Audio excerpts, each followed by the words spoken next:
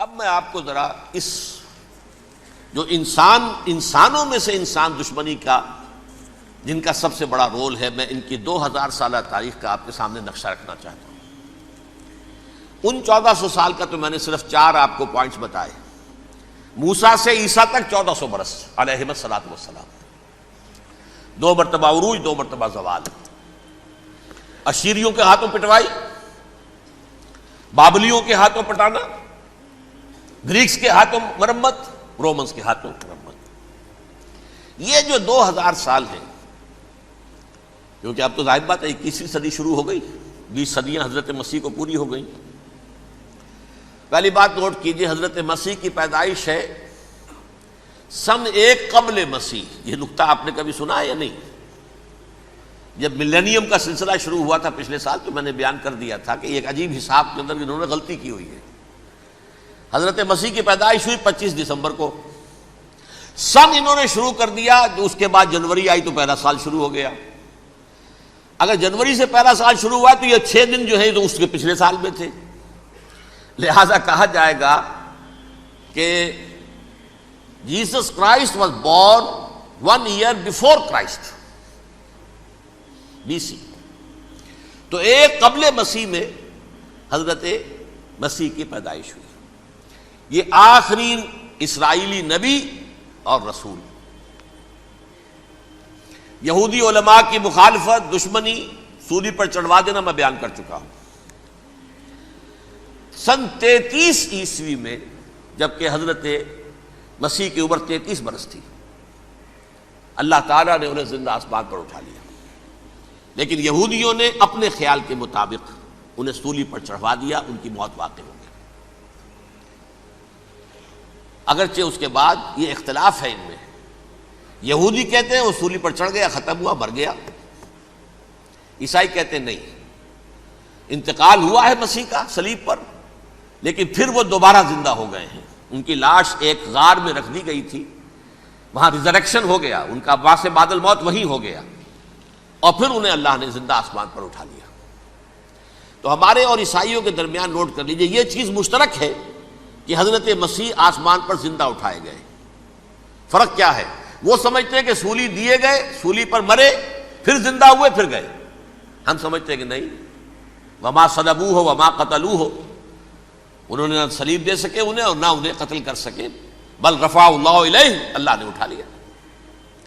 پھر ہمارا اور یہ اس کا عیسائیوں کا ایک اور اتفاق ہے، سیکنڈ کمنگ آف جیسس، حضرت مسیح دوبارہ آئیں گے۔ یہ عیسائیوں کا بھی عقیدہ ہے اور ہمارا بھی۔ بہرحال تو جیسا کہ میں نے عرض کیا کہ اس وقت یہ عذاب استیصال، عذاب اکبر کے مستحق ہو چکے تھے، لیکن اللہ نے ان کی مدت دراز کی ہے، لیکن ان پر دنیاوی عذاب کا ایک کوڑا جو ہے اللہ تعالیٰ کی طرف سے اسی وقت برسا۔ دنیاوی عذاب دنیا میں رہتے ہوئے ختم نہیں کیا گیا۔ 37 برس بعد حضرت مسیح کے رفع سماوی کے 37 برس بعد سن 70 میں یہودیوں نے بغاوت کی رومیوں کے خلاف۔ رومی ٹائٹس جنرل تھا ایک، اس نے پھر جو حملہ کیا ہے، 1,33,000 یہودی ایک دن میں قتل کیا یروشلم میں، اور ہیکل سلیمانی گرا دیا۔ وہ ہیکل پہلے بھی گرا تھا، پہلے 1400 سال کے دوران میں بھی نبوکدنضر نے گرایا تھا، لیکن پھر اس کے 150 سال بعد انہوں نے دوبارہ بنا لیا تھا، اس لیے وہ اسے سیکنڈ ٹیمپل کہتے ہیں۔ پہلا ٹیمپل جو حضرت سلیمان نے بنایا تھا، نبوکدنضر نے گرا دیا 587 قبل مسیح میں، پھر دوبارہ انہوں نے 150 سال کے بعد بنا لیا۔ وہ اس تاریخ کا حصہ ہے، میں نے جس کے بارے میں آپ کو تفصیل نہیں بتائی۔ اس میں یہ ہوا سن 70 میں وہ گرا دیا گیا، وہ آج تک گرا پڑا ہوا ہے۔ نمبر 2، یہ کہہ دیا گیا کہ یہودیوں اس ارض فلسطین سے نکل جاؤ، تم یہاں نہیں رہ سکتے اب۔ لہذا جس کا جہاں سینگ سمایا چلا گیا، یورپ میں چلے گئے، ایشیا میں آ گئے، عرب میں آ گئے۔ یہ 3 قبیلے جو رات بھی میں نے عرض کیا تھا، بنو قینقاع، بنو نذیر اور بنو قریظہ، یہ وہاں سے آ کے مدینے میں آباد ہو گئے، جس کا جہاں سینگ سمایا۔ افریقہ میں، ہندوستان میں، جہاں چلے گئے۔ ڈایاسپورا اسے کہتے ہیں، وہ آپ نوٹ کر لیجیے اس لفظ کو، ڈایاسپورا، ہمارا دور انتشار، جبکہ ہمیں ہماری اصل سرزمین تو فلسطین ہے، حضرت ابراہیم کا مسکن، حضرت اسحاق حضرت یعقوب کا مسکن فلسطین، یہ ہے ہماری اصل جاگیر، یہ تو ہماری جدی پشتی جاگیر ہے، لیکن یہاں سے نکال دیے گئے سن 70 عیسوی میں، اور وہاں سے لے کے 1917 تک ان کا ڈایاسپورا جاری رہا۔ یہ دور انتشار ہے۔ اس دور انتشار کے اب چند حصے ہیں جس کو میں چاہتا ہوں کہ آپ علیحدہ علیحدہ سمجھ لیں۔ دور انتشار کا جو پہلا جو ہے تقریباً 300 برس رومی حکمران تھے، وہ یہودیوں کے بھی دشمن تھے اور عیسائیوں کے بھی دشمن تھے، عیسائی اور یہودی ایک دوسرے کے بھی دشمن تھے، لیکن رومی سمجھتے تھے کہ یہ ایک ہی تھیلی کے چٹے بٹے ہیں۔ رومیوں کے نزدیک عیسائی بھی یہودیوں ہی کا ایک فرقہ تھے، کوئی علیحدہ مذہب تو تھا ہی نہیں، لہذا رومی جو ہیں رومنز وہ ان دونوں کو ستاتے تھے، مارتے تھے، اور یہ آپس میں لڑتے تھے، یہودی عیسائیوں کو مارتے تھے، عیسائی یہودیوں کو مارتے تھے۔ یہ ہے 300 برس تک کی تاریخ۔ سن 300 عیسوی میں کیا ہوا؟ ایک معجزہ ہو گیا۔ بہت عظیم ایمپرر کانسٹینٹائن، قسطنطین اعظم، رومن ایمپررز میں سے بہت بڑا ایمپرر، وہ عیسائی ہو گئے۔ اب تو معاملہ بالکل تلپٹ ہو گیا، پوری سلطنت عیسائی ہو گئی۔ اب عیسائیوں کے عیش ہو گئے اور یہودیوں پہ مار پڑنی شروع ہوئی۔ اب عیسائیوں کا آپ خود سوچئے کہ جنہیں وہ خدا بنا بیٹھے ہیں، خدا کا بیٹا قرار دے رہے ہیں، ان کے قاتل کون؟ یہودی بدماش۔ لہذا ان کی وہ پٹائی شروع ہوئی ہے یورپ میں، پوری رومن امپائر میں، انہیں ذلیل کیا گیا، شہروں میں آمد بند، علیحدہ رہو، گھیٹوز کے اندر رہو۔ یہودی کا نام جو ہے وہ گالی بن گیا، جیسے آج بھی یہودی گالی کہتے ہیں، جیسے خنزیر کا لفظ، آخر وہ بھی اللہ کی مخلوق ہے، لیکن آپ کو معلوم ہے کوئی شخص زبان پہ نام نہیں لانا چاہتا خنزیر کا، سور کا، ہے تو مخلوق وہ بھی ایک حیوان ہے۔ ایسے ہی یہ ہے یہودی، یہودی گالی، جیوٹ گالی۔ لہذا ایک طرف تو ان دونوں کے درمیان دشمنی، جس کو قرآن کہتا ہے وَأَغْرَيْنَا بَيْنَهُمُ الْعَدَاوَةَ وَالْبَغْضَاءَ، ہم نے ان کے مابین دشمنی جو ہے پیدا کر دی ہے۔ اور جب یہ پوری سلطنت عیسائی ہو گئی تو قافیہ تنگ ہو گیا یہودیوں کا۔ اب آئیے 571 عیسوی، یعنی جب کہ ڈایاسپورا کو کتنا عرصہ ہو چکا تھا؟ 500 برس۔ سن 70 سے شروع ہوا نا ڈایاسپورا، جب ٹائٹس نے گرایا ہے ہیکل کو اور نکال باہر کیا انہیں فلسطین سے، بھاگ جاؤ یہاں ایک یہودی بھی نہیں رہے گا، فلسطین سے نکال دیے گئے۔ اس کے پورے 500 برس بعد سن 571 عیسوی میں حضور کی پیدائش ہوئی، ولادت باسعادت محمد الرسول اللہ صلی اللہ علیہ وسلم۔ 610 میں آپ پر وحی کا آغاز ہوا، لیکن حضور کے ساتھ ان کا معاملہ کیا رہا؟ اول تو جب کہ حضور ابھی مکے ہی میں تھے، یہودیوں نے ریشہ دوانیاں شروع کر دی حضور کے خلاف۔ قریش مکہ کو سکھاتے تھے، پڑھاتے تھے، ان سے یہ پوچھو، ان سے یہ پوچھو، انہیں اس طرح تنگ کرو، ان سے یہ امتحان لو، یہ آپ کے علم میں ہے۔ سورہ بنی اسرائیل میں، سورہ کہف میں وہ سوالات، جو امتحانی سوالات آئے تھے، ذوالقرنین کون تھا، اصحاب کہف کون تھے، تم رسول بنے پھرتے ہو تو بتاؤ، اور یہ روح کی حقیقت کیا بتاؤ۔ یہ ساری ریشہ دوانیاں کر رہے تھے بیٹھے ہوئے، ابھی وہی پر حضور ابھی پہنچے بھی نہیں۔ ہجرت فرما کر حضور تشریف لے آئے تو حضور نے، جسے ماسٹر سٹروک کہا جائے گا، یعنی اسٹیٹس مین شپ کا ماسٹر سٹروک، آپ نے مدینے میں آتے یہودیوں کے ساتھ پیکٹ کر دیا، جوائنٹ ڈیفنس پیکٹ آف مدینہ، کہ اگر مکے والے ہم پر حملہ کریں گے تو ہم مل جل کر ایک قوم کی حیثیت سے مقابلہ کریں گے۔ یہ میثاق مدینہ کہلاتا ہے، جس کے بہت غلط معنی پہنائے جا رہے ہیں آج کل۔ بہرحال میں موضوع میرا چونکہ یہ نہیں، میں ادھر نہیں جاؤں گا، لیکن ہوا کیا؟ ہر مرتبہ یہ خیانت کے مرتکب ہوئے، ان نے جو عہد کیے تھے ان سے پھرے، اندر ہی اندر سازش، ریشہ دوانی، حضور کی بدترین دشمنی۔ سورہ نساء کی آیت نمبر 12 میں 14 میں 13 میں فرمایا ہے لا تزال تطلع علی خائنۃ منہم، اے نبی ہمیشہ آپ کے علم میں ان کی طرف سے خیانتیں، بددیانتیاں آتی رہیں گی. اور بار بار وہ مسلسل جنگ کی آگ بھڑکاتے تھے. قریش کو دعوت دیتے، آؤ آؤ آؤ ہم اندر سے بغاوت کر دیں گے، تم آؤ تو صحیح، ختم کریں محمد کو اور اہل ایمان کو صلی اللہ علیہ وسلم ورضی اللہ تعالی عنہم اجمعین. لیکن پھر جب وہ آتے تھے تو یہ دبک جاتے تھے، ان میں ہمت نہیں تھی، میدان کے مرد نہیں رہے تھے. یہ سورہ حشر میں ان کا نقشہ کھینچا گیا ہے. کھلے میدان میں مقابلے کی اس کے اندر صلاحیت ہی نہیں ہے.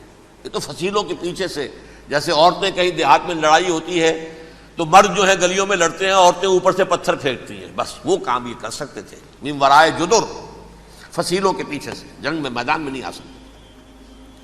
بہرحال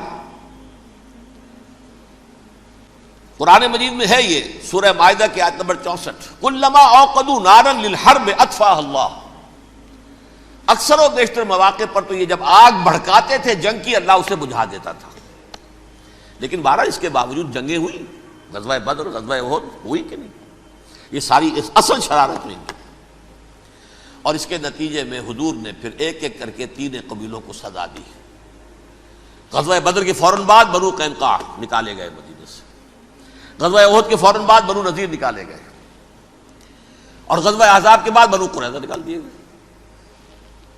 یہ تو میں نے آپ کے سامنے رکھ دیا صرف حضور کے زمانے میں ان کا کیا رویہ رہا. دشمنی، رات بھی ہم نے وہ آیت پڑھی تھی، لَتَجِدَنَّ أَشَدَّ النَّاسِ عَدَاوَةً لِلَّذِينَ آمَنُوا الْيَهُودُ وَالَّذِينَ أَشْرَكُوا. اہل ایمان کی دشمنی میں شدید ترین تم پاؤ گے یہودیوں کو اور مشرکین. مشرکین بھی بعد میں ہے، پہلے یہودی. حضور کے بعد کیا ہوا اب یہ نوٹ کیجئے، یہ ان کی تاریخ کا دوسرا دور. حضرت عمر رضی اللہ تعالیٰ عنہ کا عہد خلافت ہے. بیت المقدس کا محاصرہ کیا گیا، فصیل بڑی اونچی، شہر اندر سے سیلف سفیشینٹ، حملے کا راستہ کوئی نہیں، محاصرہ طول کھینچ رہا ہے، لیکن ان کے پاس رسد بھی موجود ہے، پانی بھی موجود ہے، وہ دروازے بند کر کے بیٹھے ہوئے ہیں. بالآخر اللہ تعالیٰ کی مشیت کا ظہور کیسے ہوا؟ ان کے کچھ علماء آئے فصیل پر، کہا دیکھو مسلمانوں، تم قیامت تک بھی یہاں پڑے رہو گے محاصرہ کر کے، ہمارا یہ شہر فتح نہیں ہوگا. ہاں ایک درویش بادشاہ کے ہاتھوں یہ شہر فتح ہونا ہے، لیکن تمہارے اندر ہمیں وہ نظر نہیں آ رہا. ابو عبیدہ بن الجراح رضی اللہ تعالی عنہ، امین هذه الامہ، ان کا فوراً ذہن گیا وہ درویش بادشاہ مدینے میں بیٹھا ہوا ہے، عمر رضی اللہ تعالی. اب ایک اور عمر بھی ہے جو قندھار میں بیٹھا ہے. نقشہ وہی ہے، سادگی کی حد تک نقشہ وہی، بالکل وہی، اپنی آنکھوں سے دیکھا ہے، وہی سادگی. عمر اول، عمر ثانی تھے عمر بن عبدالعزیز. اب ایک اللہ کے فضل سے اللہ تعالیٰ ایدہ اللہ بنصرتہ، اللہ تعالیٰ ان کی نصرت فرمائے، دشمنوں کو ان کے مقابلے میں نیست و نابود کرے. انہوں نے ریکویسٹ بھیج دی کہ حضور تشریف لائیے، یہ شہر فتح ہو جائے گا. وہ ہے سفر تاریخی، اتنا طویل سفر، تقریباً 700 میل، ایک اونٹ، ایک خادم، ایک منزل پہ امیر المومنین اوپر بیٹھے، خادم آگے چل رہا ہے، اگلی منزل پہ خادم اوپر بیٹھا ہے، امیر المومنین آگے جا رہے ہیں. اور جب پہنچے ہیں تو وہ باری تھی خادم کی. انہوں نے ہاتھ جوڑ دیا، حضور خدا کے لیے تم کیا کہیں گے لوگ، وہ میرا برا حال کر دیں گے، تمہیں شرم نہیں آئی؟ امیر المومنین پیدل آگے چل رہے ہیں نکیل پکڑ کر، اور تم بیٹھے ہو اوپر براجمان ہو. حضرت عمر فرمایا الدور دورک، نہیں باری تمہاری ہے، بیٹھ. اس حال میں پہنچے ہیں. اور پھر یہ کہ ابو عبیدہ بن الجراح آئے ہیں، استقبال کیا ہے تو دیکھا ہے اس حال میں چلے آ رہے ہیں. عمر نکیل پکڑے ہوئے چلے آ رہے ہیں، اور کہتے ہیں کہ کہیں کیچڑ ویچڑ تھا، جوتے خراب ہو گئے تھے، وہ بھی اتار کے ہاتھ میں پکڑے ہوئے، کپڑے تو تھے ہی پھٹے ہوئے. انہوں نے کہا بھی حضرت ابو عبیدہ نے، دیکھیے یہ بڑا متمدن ملک ہے، بڑا مہذب علاقہ ہے، یہ آپ ذرا حلیہ اپنا دوست فرما لیں تب جا کے پیش ہم آپ کو کریں گے. آپ نے فرمایا نحن قوم اعزنا اللہ بالاسلام، ہم وہ قوم ہیں جنہیں اللہ نے عزت دی ہے اسلام کے ذریعے سے. کپڑوں کے ذریعے سے نہیں، دولت کے ذریعے سے نہیں۔ اسی حال میں گئے ہیں، اوپر سے انہوں نے کھڑے ہو کر نشانیاں دیکھی ہیں، اپنی کتابیں کھولی، ہاں یہ وہی ہیں، اچھا لو جی سرنڈر، شہر تمہارے ہاتھ میں۔ خون کا ایک قطرہ نہیں بہا اور بیت المقدس فتح ہو گیا۔ لیکن اس وقت حضرت عمر نے ایک نرمی یہ کی کہ یہودیوں کے لیے بھی اسے اوپن سٹی قرار دے دیا۔ یہ احسان عظیم حضرت عمر کا، اس سے پہلے یہودی آ ہی نہیں سکتا تھا، داخل ہی نہیں ہو سکتا تھا، وہاں وہ آ کر وزٹ نہیں کر سکتا تھا، زیارت نہیں کر سکتا تھا اپنے مقدس مقامات کی۔ حضرت عمر نے یوں سمجھیے کہ تقریباً 550 برس کے بعد ان کے لیے راستہ کھولا ہے کہ ہاں تم آ سکتے ہو، زیارت کر سکتے ہو۔ لیکن یہ عیسائیوں نے لکھوایا معاہدے کے اندر، انہیں یہاں آپ آباد ہونے کی اجازت نہیں دیں گے، لیکن کم وزٹ دی پلیسز، دیکھیں زیارتیں کریں اور جائیں۔ یہ معاہدہ حضرت عمر کا ہے رضی اللہ تعالیٰ، جو پھر خلافت راشدہ کے بعد بنو امیہ نے بھی اس کو آرڈر کیا، بنو عباس نے کیا، پھر جو ہمارے یہ ترکوں میں اندر خلافت آئی تو ترک خلفاء نے بھی اس معاہدے کی پوری پابندی کی۔ فلسطین میں آ سکتے ہیں یہودی صرف زائرین کی حیثیت سے، وہاں آباد نہیں ہو سکتے۔ اب آئیے اگلا دور آیا حضرت عثمان کا دور خلافت۔ یہ ہے وہ وقت کہ اب یہود نے امت مسلمہ کی پیٹھ میں چھرا گھونپا۔ وہ کیسے؟ ایک یہودی عبداللہ ابن سبا اسلام کا لبادہ اوڑھ کر آ گیا، معاشرے کا جائزہ لے لیا، ان میں بنو ہاشم اور بنو امیہ میں جو پرانی کشاکش تھی اس کے کچھ نہ کچھ جراثیم باقی ہیں، اگر ان کو ذرا بھڑکا دے تو مسلمانوں میں انتشار پیدا ہو جائے۔ کہا یہ عثمان کون ہے؟ یہ تو بنو امیہ میں سے ہے، یہ حق تو بنو ہاشم کا ہے، خلافت ان کے پاس ہونی چاہیے، محمد کے تو رشتہ دار وہ ہے صلی اللہ علیہ وسلم۔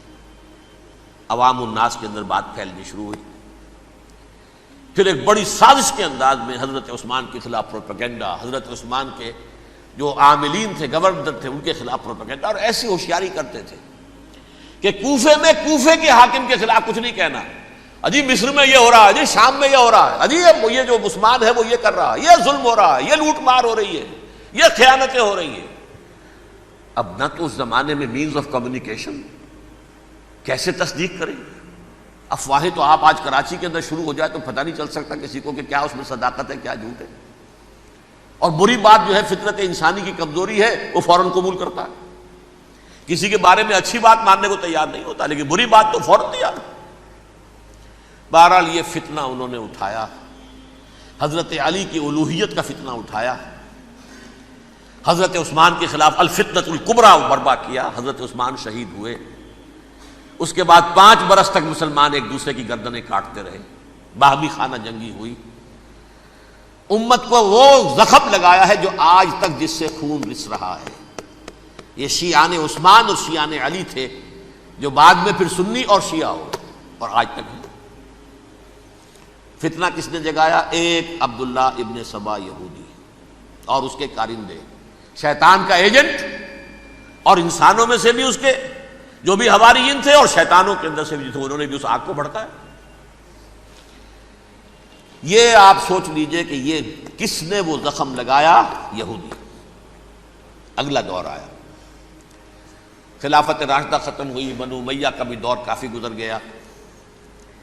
طارق ابن زیاد 712 عیسوی میں حملہ کرتے ہیں اسپین پر۔ اسپین اس وقت عیسائیت کا بہت بڑا گڑھ، بہت بڑا گڑھ، بڑے کٹر ترین عیسائی جو ہے وہ اسپین میں تھے، لہذا یہودیوں کی وہاں بہت پٹائی ہوتی تھی، بہت پٹائی ہوتی ہے، میں بتا چکا ہوں، دشمنی تھی ان کی تو چلی آ رہی تھی عیسائیوں کے ہاتھوں یہودیوں کی، وہ تو سن 300 عیسوی سے ایمپرر کانسٹنٹائن کے بعد سے شروع ہو گئی تھی۔ اس حوالے سے یہودیوں نے اس وقت چالاکی یہ برتی، کچھ راستے واسطے بتائے، کچھ مدد کی طارق ابن زیاد کی۔ طارق ابن زیاد نے انہیں اپنا محسن سمجھا، ہسپانیہ فتح ہو گیا تو یہودی چونکہ محسنین کی فہرست میں آ چکے تھے، انہیں بہت اقتدار نصیب ہوا، بڑی سپورٹ مسلمانوں نے دی۔ ان کے بڑے بڑے علماء جو ہیں اسی دور کے اندر پیدا ہوئے، بڑے بڑے تھنکرز ان کے اسی دور میں پیدا ہوئے۔ بن گوریون جو کہ ایک وزیر اعظم تھا اسرائیل کا، اس نے یہ لکھا ہے اپنی کتاب میں، Muslim Spain was the golden era of our diaspora. وہ ڈائسپورا جو 70 عیسوی سے شروع ہوا تھا اور 1917 عیسوی تک جاری رہا ہے، اس میں سے گولڈن ایرا ہمارا جو تھا وہ مسلم اسپین تھا. ہسپانیہ میں بیٹھ کر ہم نے عیش کیے. لیکن وہاں سے انہوں نے اور جو کچھ کیا، یہ تو داستان کے بہت سے گوشے ہیں، لیکن میں جس اسٹریٹ لائن میں چل رہا ہوں اس کے اعتبار سے ایک بات سمجھ لیجیے. وہاں بیٹھ کر انہوں نے اب عیسائیت کی پیٹھ میں چھرا گھونپا، پروٹیسٹنٹ مذہب پیدا کیا، تقسیم کر دیا. جیسے شیعہ سنی کی تقسیم، عبداللہ ابن سبا، رومن کیتھولک اور پروٹیسٹنٹ کی تقسیم، یہودی علماء. ہوتا کیا تھا؟ ہسپانیہ کی یونیورسٹیاں ہیں، کارڈووا میں ہے، ٹولیڈو میں ہے، گریناڈا میں ہے، غرناطہ، قرطبہ، تولیتلا، اور وہاں آتے تھے لوگ. فرانس سے چلے آ رہے ہیں نوجوان پڑھنے کے لیے، جرمنی سے چلے آ رہے ہیں، اٹلی سے چلے آ رہے ہیں. 3 ہی ملک قریب ترین پڑھتے ہیں سینٹرل جو یورپ کے ہیں. یہاں پر جو ہے وہ اسلام جو نور پھیلا رہا تھا اس سے بھی مستفیض ہوئے. جہالت کے جو ہے پردے ان کے وہ چھٹے. اس کے ساتھ ہی وہ یہودی وہاں ان کے اندر جو جراثیم داخل کر رہے تھے وہ اس عیسائیت کے خلاف بغاوت تھی جو اس وقت دنیا میں عیسائیت اس وقت تھی. پوپ کا راج تھا دنیا میں اس وقت. یورپ میں جو عیسائیت تھی اس میں ایک طرف بادشاہ تھے، لیکن بادشاہوں کی حیثیت وہاں پر یوں سمجھ لیجئے کٹ پتلیوں کی تھی. اصل قوت پوپ کے ہاتھ میں تھی. اور پوپ کو انہوں نے جیسے قرآن نے کہا اتخذوا احبارهم ورهبانهم اربابا من دون اللہ، چونکہ سینٹ پال نے شریعت موسوی ساقط کر دی تھی تو اب شریعت تھی ہی نہیں. پوپ کو اختیار تھا جس چیز کو چاہے حلال قرار دے دے، جس چیز کو چاہے حرام قرار دے دے. اتخذوا احبارهم ورهبانهم اربابا من دون اللہ. انہوں نے کہا صاحب یہ پوپ کس بلا کا نام ہے، یہ بھی انسان ہے. بات تو ٹھیک تھی نا، اصل حیثیت تو کتاب کی ہونی چاہیے نا، ڈیوائن بک، دی ریویلڈ اسکرپچر. لہذا اور یہ کتاب ہر شخص پڑھ سکتا ہے. کوئی پوپ کے باپ کو جو ہے کوئی اس کے لیے پروپرائٹری رائٹس تو نہیں ہے کہ صرف پوپ پڑھ سکتا ہے یا پادری پڑھ سکتے ہیں. ہم بھی پڑھ سکتے ہیں، ہم بھی سمجھ سکتے ہیں.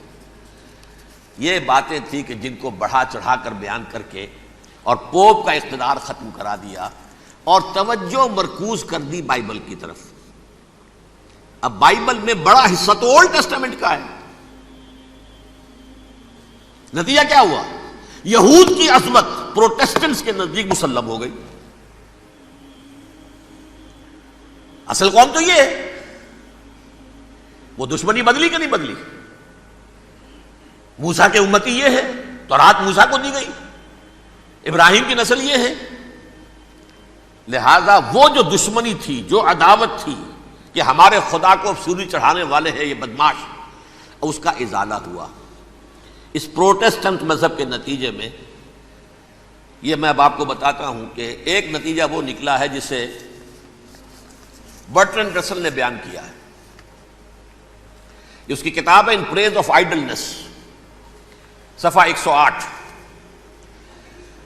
وہ لکھتا ہے the Christians retaining the Judaic belief in special revelation added to it the Roman desire for worldwide domination and the Greek taste for metaphysical subtleties. The combination produce the most fiercely persecuting religion that the world has yet known. یہ 3 چیزیں آ کر عیسائیت میں مل گئی. ایک تو جب یہ اولڈ ٹیسٹامنٹ جو ہے وہ ان کے ہاتھ میں آ گئی، اور اس کے میں کچھ آپ کو بتا دیتا ہوں کہ اولڈ ٹیسٹامنٹ کی تعلیمات، کیونکہ یہ اولڈ ٹیسٹامنٹ جو ہے یہ محرف تھی. اصل تورات تو گم ہو گئی تھی 587 قبل مسیح میں، جب پہلی مرتبہ ہیکل جو ہے تباہ ہوا ہے اس وقت ختم ہو گئی تھی. اس کے کوئی 150 سال کے بعد انہوں نے یادداشتوں سے مرتب کر کے لکھی ہے. اب اس میں ان کے اپنے خیالات، اپنے امانی، اپنی توجیحات وہ شامل ہو گئی. لہذا میں آپ کو حوالے دیتا ہوں اس کتاب کے اندر مظالم کی جو تعلیم دی گئی ہے، اہل کتاب نے اپنے مظالم قتل عام کے جواز کے لیے تورات میں تبدیلیاں کی اور پیغمبروں پر دہشت ناکی اور بدترین حرام کاری کے الزامات لگائے. سنیے، پہلا حوالہ ہے یہ گنتی باب 31 آیات 17-18. اس لیے ان بچوں میں جتنے لڑکے ہیں سب کو مار ڈالو، اور جتنی عورتیں مرد کا منہ دیکھ چکی ہیں ان کو بھی قتل کر ڈالو، لیکن ان لڑکیوں کو جو مرد سے واقف نہیں اور اچھوتی ہیں اپنے لیے زندہ رکھو. یہ کسی اللہ کی کتاب کا یہ جملہ ہو سکتا ہے؟ کسی ریویلڈ بک کا؟ اور سنیے، یہ ہے استثناء ڈیٹرانومی باب 20 آیت 16-18. پر ان قوموں کے شہروں میں جن کو خداوند تیرا خدا میراث کے طور پر تجھ کو دیتا ہے، کسی ذی نفس کو جیتا نہ بچا رکھنا، جیسا خداوند تیرے خدا نے تجھ کو حکم دیا بالکل نیست کر دینا. مرد، عورتیں، بچے، بوڑھے سب ختم. یہ کتاب مقدس ہے. اور سنیے، سموئیل باب 27 آیت نمبر 9. اور داؤد نے اس سرزمین کو تباہ کر ڈالا اور عورت مرد کسی کو جیتا نہ چھوڑا. نمبر 4، ان سب آباد شہروں کو ماں، عورتوں اور بچوں کے بالکل نابود کر ڈالا. کتاب استثناء باب 3 آیت 6. یہ ہے جو کہہ رہا ہے برٹرنڈ رسل، کرسچینٹی میں آ کر بھی یہ تین چیزیں شامل ہو گئی. ایک تو یہ باربیرین یہ تعلیم جو ہے، اور یہ مذہب کے نام پہ تعلیم، یہ کتاب مقدس کی تعلیم. نمبر 2، رومنز کے اندر جو ایک تمنا تھی ورلڈ ڈومینیشن کی، وہ عیسائیت کے اندر آ گئی. اس لیے کہ پوری رومن امپائر جو ہے عیسائی ہو گئی، تو اسے وراثت کے اندر ورلڈ ڈومینیشن کی جو ایک تمنا تھی وہ مل گئی.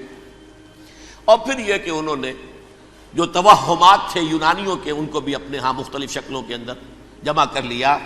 ان تین چیزوں کا the combination produced the most fiercely persecuting religion that the world has yet known. اس کے نتیجے میں دنیا میں تاریخ انسانیت کے اندر جو بدترین خوخار ترین مذہب ہو سکتا ہے وہ شکل عیسائیت نے اختیار کی. اور اس کا مظہر عتم کیا تھا؟ نوٹ کیجئے، صلیبی جنگیں. ایک بات ٹائم ٹیبل کے اعتبار سے نوٹ کر لیجئے گا. فرسٹ ملینیم ختم ہوا، سیکنڈ شروع ہوا. ان کے 1000 سال ختم ہوئے تو 11ویں صدی میں سیکنڈ ملینیم شروع ہوا، تو پہلی صلیبی جنگیں ہوئی. لاکھوں مسلمان قتل کیے گئے. صرف یروشلم کے اندر اتنا خون بہایا ہے کہ خود ان کے ہسٹورینز لکھتے ہیں کہ جب ان صلیبیوں نے جب گھوڑوں کے ساتھ وہ چل رہے تھے گلیوں میں تو ان کے گھوڑوں کے گھٹنوں تک خون کی ندی بہ رہی تھی. جہاں سے گزرے ختم کرتے چلے گئے، آبادیاں کی آبادیاں ختم کر دی. اگرچہ اس کروسیڈ میں گیہوں کے ساتھ گھن بھی پسا، یہودی بھی بہت مارے گئے. یہ فرانس سے، جرمنی سے جب یہ کروسیڈرز آ رہے تھے 3000 میل کا سفر طے کر کے آئے تھے. سوچئے تو صحیح. اربن ثانی پوپ جو تھا آگ لگا دی تھی اس نے پورے یورپ کے اندر. شرم سے ڈوب مرو، تمہارے مقدس علاقے مسلمانوں کے ہاتھ میں. انفیڈلز، یہ کافر، یہ مرتد، یہ ملحد. مسیح جہاں پیدا ہوا، مسیح کو جہاں سولی دی گئی، وہ کہاں ہے؟ ان کے ہاتھ میں. وہ آگ لگائی ہے، 3000 میل کا فاصلہ طے کر کے یہ قومیں آئی ہیں وہاں. اور جو تباہی مچائی ہے انہوں نے، تاریخ انسانی میں ایسی بربریت کی کوئی مثال. اور یہ ان کے اپنے ہسٹورینز لکھتے ہیں. شرم کے مارے ایسے محسوس ہوتا ہے جیسے ان کی گردنیں جھکی جا رہی ہیں. لکھتے ہیں